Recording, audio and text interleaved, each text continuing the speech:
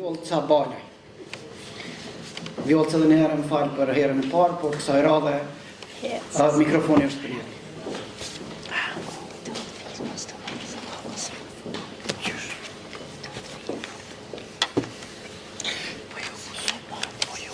Gruaja shqiptare, forca e heshtur që ndërton kombin.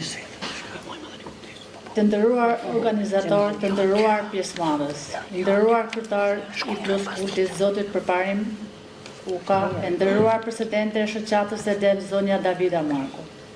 Është kënaqësi e veçantë të marr pjesë në këtë konferencë kushtuar figurës së gruas shqiptare, asaj forcët e heshtur për të pazëvendësueshme, e cila për shekuj me radhë ka ndërtuar themelet e familjes, të kulturës dhe të vetë kombit tonë. Historia jonë e gdhendur me sakrifica dhe dashuri për atë dheun, mbajmë në çdo faqe gjurmën e një gruaje që nuk kërkoi lavdi, por që me punën, për kushtimin dhe shpirtin e saj të pathyeshëm, i dha jetë brez pas brezi popullit shqiptar. Në çdo epokë, nga lashtësia deri në ditët tona, gruaja shqiptare ka qenë një shtyllë e fuqishme e qëndrueshmërisë kombëtare, një forcë që nuk u shfaq me zhurmë, por me vepra. Që nga lashtësia, gruaja shqiptare ka qenë shumë më tepër se një figurë familjare. Ajo ka qenë një prirëse në heshtje, një mbrojtje e vlerave dhe një bartje e traditave që na identifikojnë si popull.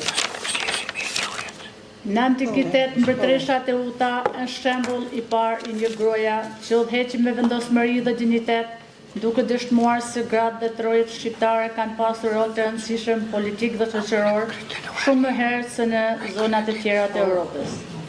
Në mesjet Donika Kastrioti qëndroi krah Skënderbeu jo vetëm si bashkëshorte e urtë, por dhe si simbol i besës, i mençurisë dhe i forcës shqiptare të gruas shqiptare.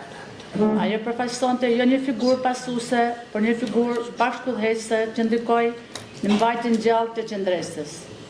Gjatë rilindjes ndriten figura të shumta grash që u kthyen në pishtar të arsimit dhe të përparimit.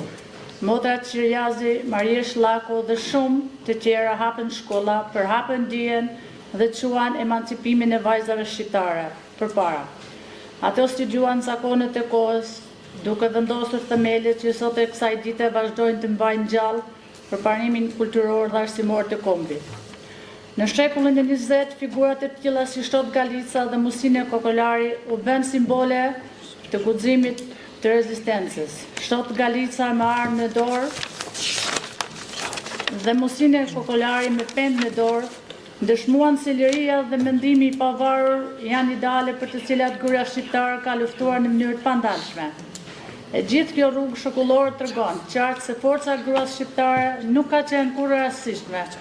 Ajo ka qenë një forcë e heshtur, por e pandalshme, një forcë që nuk kërkoi duar trokitjen dhe ndërlidhi të kaluarin me të ardhmen. Në shoqërinë tradicionale ajo ngriti familjen, në kohët e vështira ajo mbrojti dinjitetin, në kohët moderne ajo kontriboi në çdo profesion, duke u bërë pjesë aktive e zhvillimit të vendit.